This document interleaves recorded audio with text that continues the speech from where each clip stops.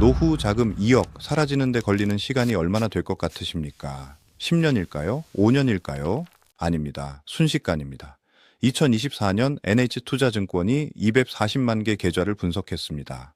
코스피가 4,500을 돌파한 날이었거든요. 그런데 결과가 충격적이었습니다. 개인 투자자 절반 이상이 손실이었습니다. 평균 손실액이 931만 원이었습니다. 더 무서운 건 따로 있습니다. 60대 이상 평균 손실액이 1,369만 원이었습니다. 50대가 1,957만 원, 40대가 929만 원. 나이가 많을수록 잃는 돈도 컸습니다. 이상하지 않으십니까? 주변에는 주식으로 돈 벌었다는 사람만 가득한데요. 왜 내 계좌만 늘 파란색일까요? 오늘 그 구조를 낱낱이 파헤쳐 보겠습니다. 사실 이유는 간단합니다. 사람들은 번 이야기는 자랑하고요. 잃은 이야기는 숨기거든요. 생각해 보십시오. 명절에 친척들 모이면 누가 먼저 얘기합니까? 삼성전자로 500만 원 벌었다는 사람이 신나서 얘기하죠. 그런데 2천만 원 잃은 사람은요, 아무 말도 안 합니다. 창피하니까요. 그래서 우리 귀에는 성공담만 들어옵니다. 마치 주식하면 다 돈 버는 것처럼 착각하게 되는 겁니다. 그런데 실제 통계를 보면 어떨까요? 2024년 국내 주식 개인 투자자 평균 수익률 마이너스 16.777%였습니다. 1억 넣었으면 1,977만 원 날린 겁니다. 더 황당한 게 있습니다. 같은 해 코스피 지수가 9.6% 빠졌거든요. 그런데 개인 투자자들은 16.777% 잃었습니다. 시장보다 더 못한 겁니다. 그냥 아무것도 안 하고 가만히 있었으면 덜 잃었다는 뜻이에요. 왜 이런 일이 벌어졌을까요? 삼성전자 샀습니다. 삼성 SDI 샀습니다. LG화학 샀습니다. 포스코홀딩스 샀습니다. 다 좋은 회사잖아요. 뉴스에서 매일 나오는 대기업들이거든요. 그런데 이 종목들이 2024년에 반토막 났습니다. 개인들이 가장 많이 산 종목들이 전부 폭락한 겁니다. 반면에 해외 주식 투자자들은 어땠을까요? 평균 수익률이 플러스 32%였습니다. 같은 한국 사람인데요. 국내 주식하면 마이너스 17%, 해외 주식하면 플러스 32%, 거의 50% 가까운 차이가 났습니다. 문제는 이겁니다. 시니어분들 중에 근데 해외 주식 하시는 분이 얼마나 되십니까? 대부분 국내 주식 하시거든요. 그리고 투자 금액도 젊은 사람들보다 훨씬 큽니다. 평생 모은 돈이니까요. 그래서 이럴 때 금액도 가장 큰 겁니다. 그렇다면 개인 투자자는 왜 번번이지는 걸까요? 흥미로운 데이터가 있습니다. 2024년 해외 주식 투자자 수익률을 연령별로 분석했더니요. 1등이 누구였는지 아십니까? 20대 미만 미성년자였습니다. 수익률이 무려 28%였어요. 반면에 20대 성인은요, 11.9%로 꼴찌였습니다. 어린애들이 어른보다 주식을 잘한다고요. 말이 됩니까? 비결이 뭐였을까요? 거래 회전율이었습니다. 20대 성인의 회전율은 155.7%였습니다. 1년에 가진 돈의 1.5배를 사고 판 거예요. 특히 20대 남성은 209%나 됐습니다. 그런데 미성년자는요, 62.1%였습니다. 거의 안 판 겁니다. 왜 이런 차이가 났을까요? 미성년자 계좌는 부모가 관리하거든요. 좋은 종목 사놓고 그냥 내버려 둔 겁니다. 반면에 20대는요, 하루에도 몇 번씩 앱을 열어봅니다. 조금 오르면 팔고 조금 떨어지면 또 팝니다. 결국 가만히 말 있는 게 이긴 겁니다. 이게 첫 번째 문제입니다. 과도한 매매. 두 번째 문제는 감정 조절입니다. 주식이 오르면 어떤 생각이 듭니까? 더 오르기 전에 빨리 팔아야겠다. 이런 생각 드시죠. 그래서 조금 오르면 바로 팝니다. 반대로 주식이 떨어지면요. 언젠가 오르겠지. 본전만 찾으면 팔아야지. 이러면서 계속 들고 있습니다. 결국 어떻게 되냐면요. 오르는 주식은 일찍 팔아서 조금 벌고 떨어지는 주식은 끝까지 들고 있다가 크게 잃습니다. 이걸 처분 효과라고 합니다. 노벨 경제학상 받은 학자가 밝혀낸 현상이에요. 사람은 이익보다 손실에 2배 더 민감하게 반응합니다. 그래서 손실을 확정짓는 걸 본능적으로 피하는 겁니다. 이게 투자에서는 치명적인 독이 됩니다. 세 번째 문제는 조급함입니다. 성공한 투자자의 평균 보유 기간이 얼마인지 아십니까? 3.2년입니다. 실패한 투자자는요, 6.7개월이었습니다. 5배 가까운 차이가 났습니다. 빨리 벌려는 사람이 가장 빨리 잃는 겁니다. 문제는 지식이 아닙니다. 차트를 몰라서 지는 게 아니에요. 재무제표를 못 읽어서 지는 것도 아닙니다. 행동 구조가 문제인 겁니다. 머리로는 알아도 손이 먼저 움직이거든요. 그런데 이런 일이 처음이 아닙니다. 역사는 계속 반복되고 있거든요. 1997년 외환위기 때 무슨 일이 있었는지 기억하십니까? 코스피가 반토막 났습니다. 개인들은 공포에 질려서 주식을 던졌습니다. 본전의 절반이라도 건지자 이런 마음으로 팔았거든요. 그런데 외국인들은 뭘 했을까요? 헐값에 주워 담았습니다. 삼성전자를 3만 원대에 사들였습니다. 현대차도 싸게 샀고요. 포스코도 담았습니다. 2년 뒤에 어떻게 됐을까요? 코스피가 3배 가까이 올랐습니다. 개인들은 바닥에서 팔고 구경했고요. 외국인들은 3배 수익을 챙긴 겁니다. 2008년 금융위기 때도 똑같았습니다. 리먼 브라더스가 파산했다는 뉴스가 터졌죠. 세상이 망할 것 같았습니다. 개인들은 또 팔았습니다. 그런데 외국인들은요. 공포가 극에 달했을 때 매수 버튼을 눌렀습니다. 결과는 어땠을까요? 2009년부터 코스피가 2배 넘게 올랐습니다. 2020년 코로나 때는 어땠습니까? 3월에 코스피가 1,400대까지 폭락했습니다. 세상이 멈춘 것 같았죠. 개인들은 겁에 질려서 손절했습니다. 그런데 그때 산 사람들은요, 1년 만에 2배 넘는 수익을 봤습니다. 패턴이 보이십니까? 위기가 터지면 개인은 공포에 팝니다. 거대 자본은 그걸 헐값에 삽니다. 시장이 회복되면 거대 자본이 수익을 챙깁니다.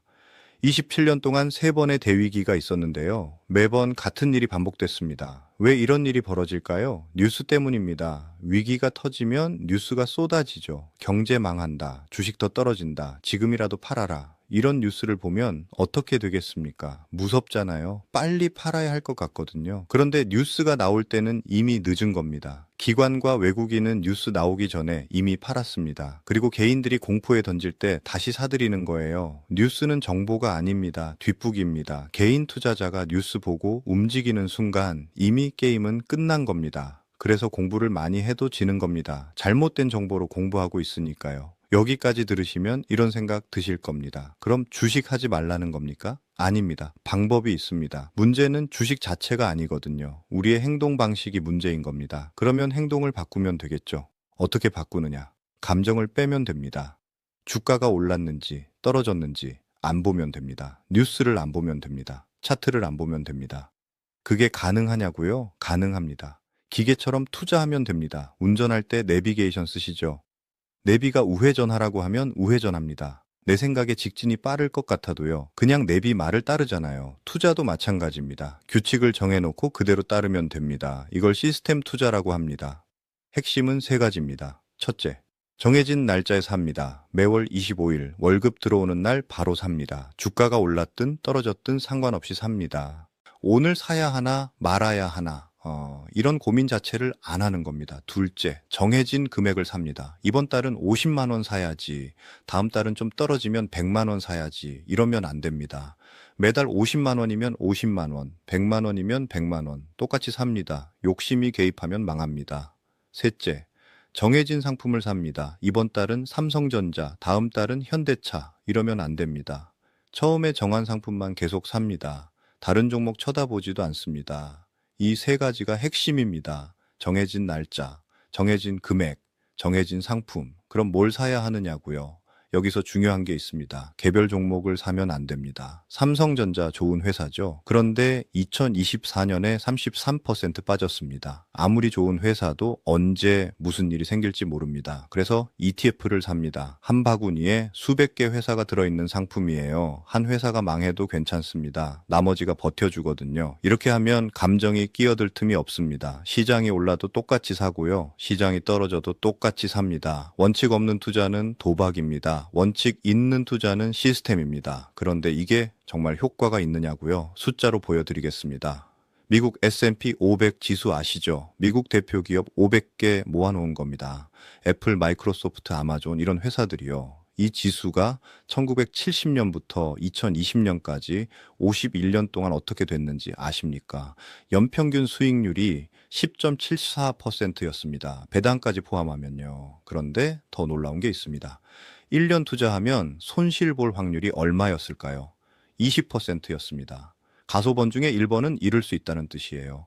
그러면 5년 투자하면요. 손실 확률이 15%로 줄어듭니다. 15년 투자하면요. 손실 확률이 0%입니다. 51년 역사 동안 단 한 번도 없었습니다. 15년 이상 투자해서 손해본 적이요. 가장 운이 나빴던 사람도 연평균 4.24% 벌었습니다. 가장 운이 좋았던 사람은요, 연평균 18.093% 벌었습니다. 이게 시간의 힘입니다. 그러면 구체적으로 계산해 볼까요? 매달 100만 원씩 투자합니다. 연평균 수익률 10%로 계산하겠습니다. 10년 후에 얼마가 될까요? 약 2억 원이 됩니다. 원금은 1억 2천만 원인데요. 복리로 8천만 원이 붙은 겁니다. 20년 후에는요, 약 7억 6천만 원이 됩니다. 원금은 2억 4천만 원이에요. 5억 원 넘게 복리로 붙은 겁니다. 30년이면요, 약 22억 원이 됩니다. 처음 10년은 티가 안 납니다. 그런데 20년 지나면 확 달라집니다. 30년 되면 눈덩이가 굴러가듯 불어납니다.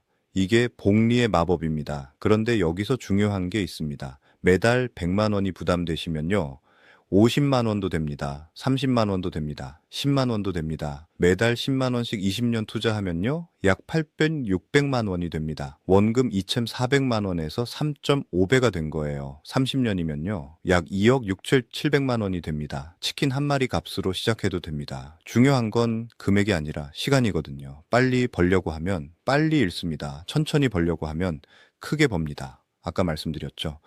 성공한 투자자 평균 보유 기간이 3.2년이라고요. 실패한 투자자는 6.7개월이었고요. 답은 이미 나와 있습니다. 그런데 여기서 반드시 짚고 넘어갈 게 있습니다. 노후 자금은 불리는 돈이 아닙니다. 지켜야 할 돈입니다. 이 순서를 헷갈리면 안 됩니다. 먼저 지키고요.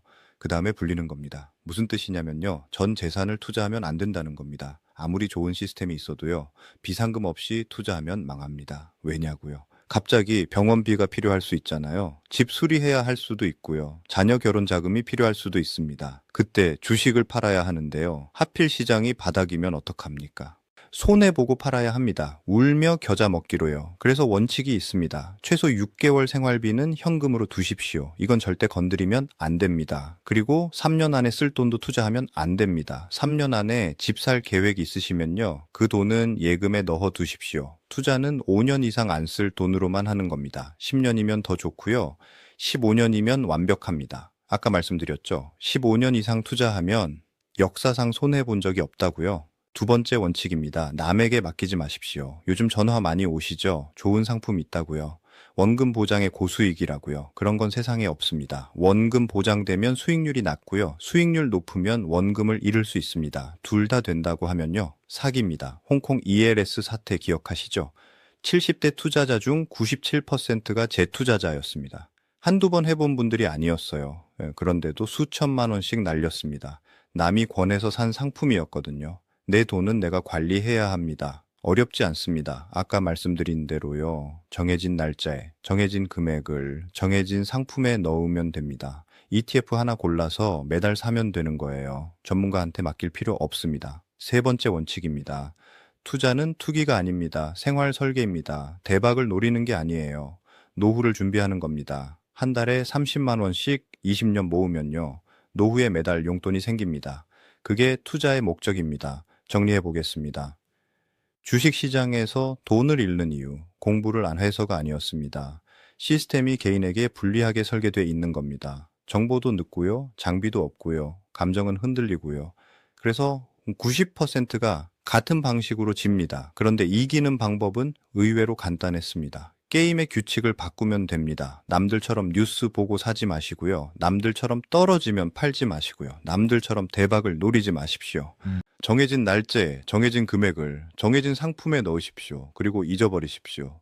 10년 뒤에 열어보면요, 눈덩이가 굴러가고 있을 겁니다. 지금 당장 큰 돈 없어도 됩니다. 매달 10만 원이면 충분합니다. 20년 후에 8,600만 원이 되거든요. 물론 어떤 상품을 사야 하는지는 알아야 합니다.